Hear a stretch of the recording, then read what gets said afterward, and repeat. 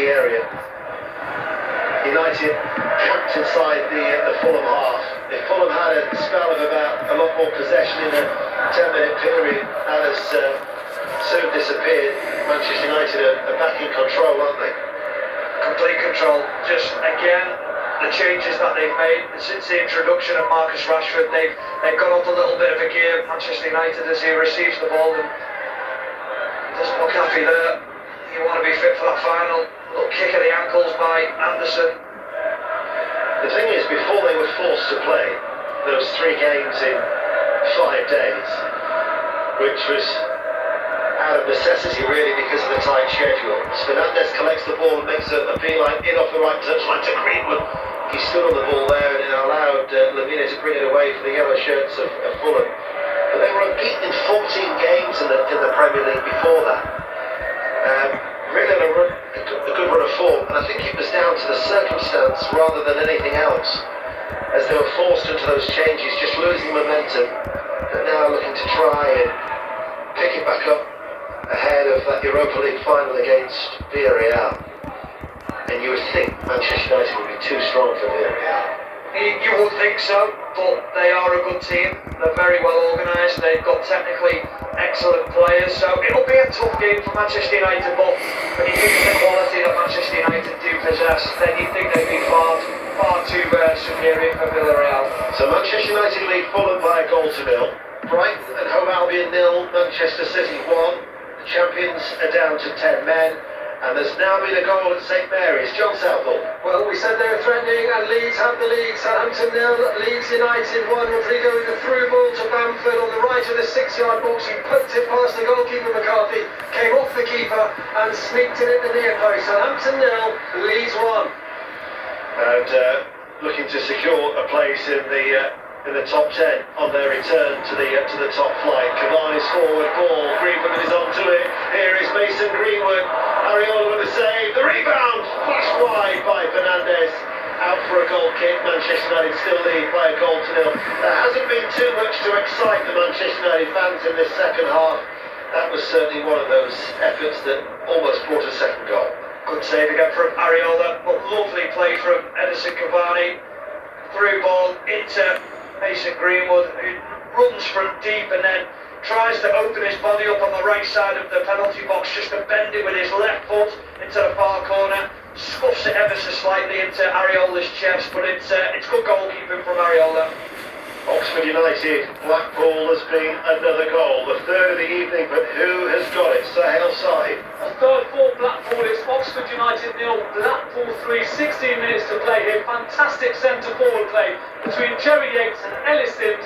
Yates to Sims, Sims back to Yates, and Yates again to Sims, and he's slotted it past Jack Stevens. Oxford United 0, Blackpool 3. Well, Blackpool famously once squandered an advantage in 96 it was in the playoffs, but that was only 2-0. I think they'd struggle, wouldn't they, to throw that away. What a platform that is. Nick Sam Allardyce was the manager of Blackpool, wasn't he? Yes, he was. Tell you what, you're the bearer of bad news today, aren't you? Roy Hodgson's first game was 4-0 and Blackpool. I didn't say, I said Harry Whitmer watching them here 4-0, losing 4-0.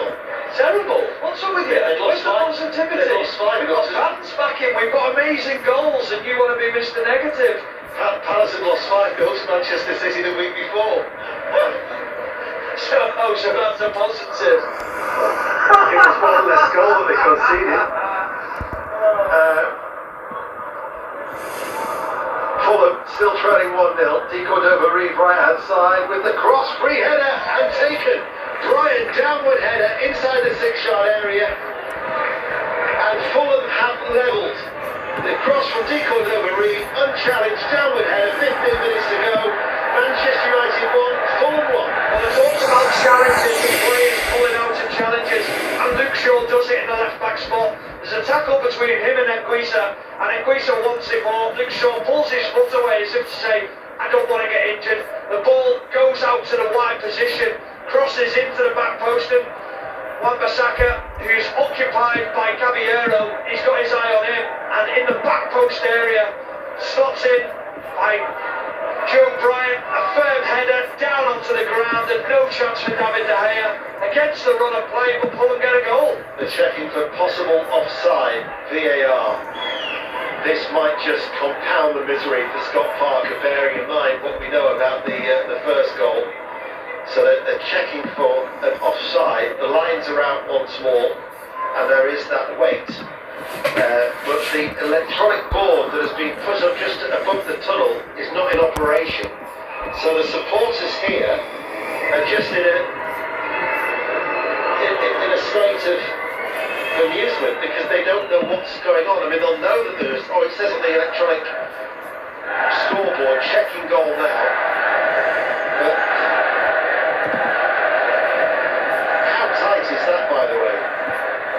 It's got to be offside, hasn't it? Look, it's De Cordova-Reid on the right-hand side who'll be the one who's in an offside position. Well, he shouldn't be offside because he's looking right along the line. He's onside. Good. The goal stands. What's a ball from De Cordova-Reid though, the back post. Just puts a delicious ball in, and it's just so easy for Joe Bryant. Doesn't have to break his stride. Heads it down onto the ground. But it's totally against the run of play, and it's not what Manchester United deserved. It's his first goal of the season. Of course, this time, or the end of last season, he was the playoff hero, wasn't he, against Brentford, was Joe Bryant. He scored 3 goals in total last season, but his first of this campaign and his 18th appearance has given Fulham an unexpected share of the spoils. And when you consider that they picked up just 4 points out of 42 in the Premier League at Old Trafford, a 3-1 win that we've talked about in 2003 and a 2-2 draw in 2014. You never know. Fulham might be thinking, we can go and nick this. Well, they will be now. They'll believe that they can get back into this game. It was a simple goal for them to score. They didn't really have to work too hard to get it.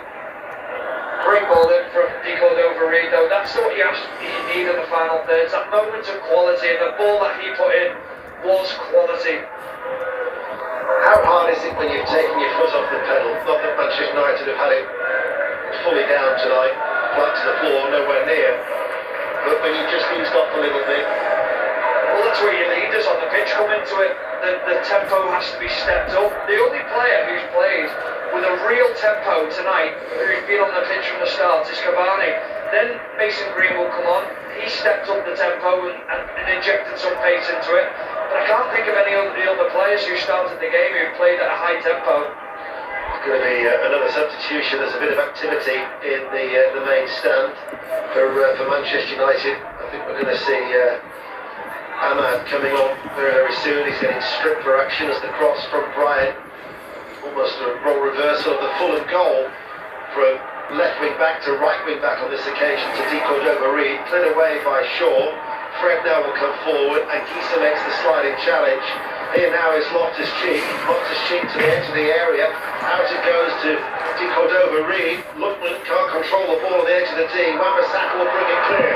Referee is playing the advantage. Urged on by the 10,000 crowd inside Old Trafford. 1-1 on 5 Live. Fernandes carrying the ball now. And out towards Rashford. On that far side, Rashford held up and eventually dispossessed by Anderson. And Gisa laying the ball off. De Cordova-Reid turning and back towards Anderson. They've grown into it now, Fulham. They've realised that Manchester United are off the pace a little bit in this period. Bruno Fernandes, edge of the area, nice turn, place finish, saved by Areola, moving away towards his left, catches the ball with both hands, 1-1. He does everything right, Bruno Fernandes. He sells a little dummy to Tosin, then he tries almost like a toe poke towards the far right-hand corner. Areola again, alive to it. Good positional sense from him. Smart save. Let's get an update from the Amex. Alison Bruce Ball. 7 minutes left in the first half. The fans back inside the stadium, plus the Joao Cancelo red card, have made this a really entertaining first half. Both teams are having a go. Morris and Foden have gone close at one end. Your handback has gone close twice at the other end. And Pep Guardiola really didn't like the handback challenge on Gundogan, but Gundogan's recovered. He's okay. Brighton 0, Manchester City 1. I was told, Ollie, that you were going to give a birthday shout-out to somebody if I had to see you. Yes, our good friend Danny Mills.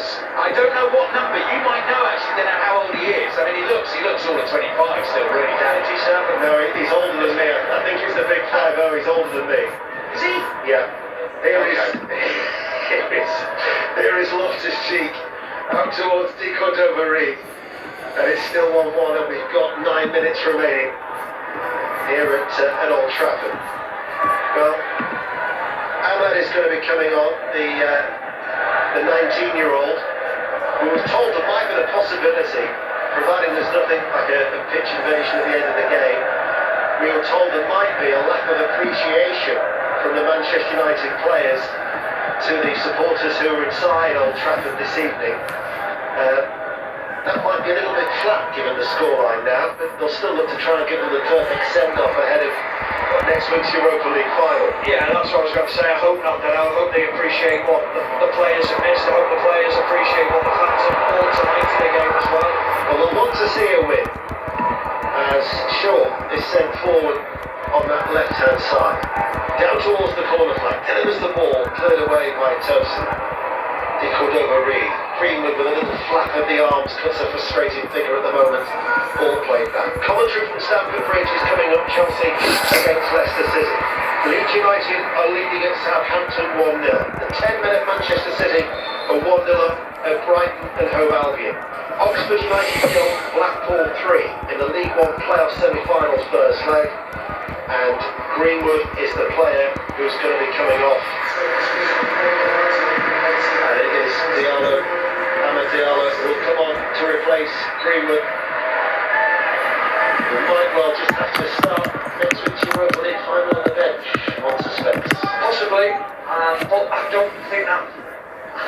Sometimes when I look at him, I think he's going to be a hell of a player in the future, but that might just suit him coming off the bench, being fresh, being alive when he comes onto the pitch. We know what he's capable of doing, and the runs of Cavani, Rashford, breaking down the defence of Villarreal and then bringing on a smart player like him. Donny van de Beek is going to be coming on now. Donny van de Beek is going to be coming on now for Manchester United. 7 minutes of normal time remaining. Bruno Fernandes with the cross, headed away by Tosin, and be picked up, unchallenged by Shaw. Now he's closed down on that far side. Back then to Fred. Twanzebe inside the centre circle of the Fulham half. Ball played forward by Lindelof. Coming in off the right touchline was Wan-Bissaka. Takes it away and passes the ball out towards Ahmad. Little shift to the body. Switches back out onto his right foot. Slips down towards the ground he goes. Tenacious defending away from Bright. Put away then by Caballero. High in the air. Played forward by Fred. Given away by Fernandes and Kisa. Fernandes both tussling for the ball. The aerial duel. Clash of heads there. Fernandes has gone down in that challenge with Anguissa.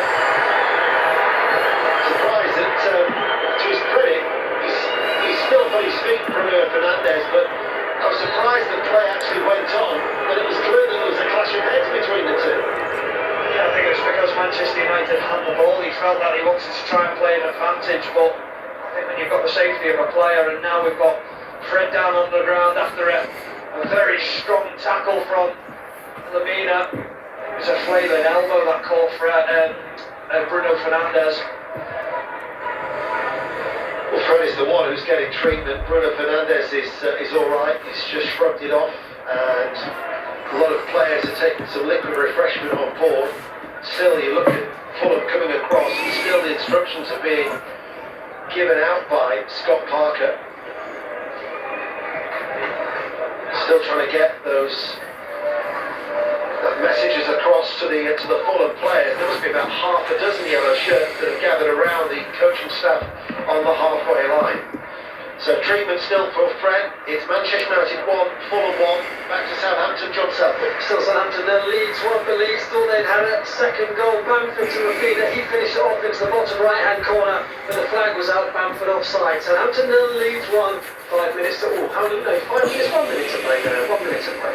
Thank you, John. And to Alistair Sport, the Alex. Well, 1 minute left in the first half, but 5 minutes of added time on top of that because the Joao Cancelo sending off early in the game took time to sort out. No further chances this last week. Manchester City's 10 men leading Brighton by a goal to nil. Gundogan scored early with a header. We have 4 minutes of normal time remaining, and then we'll...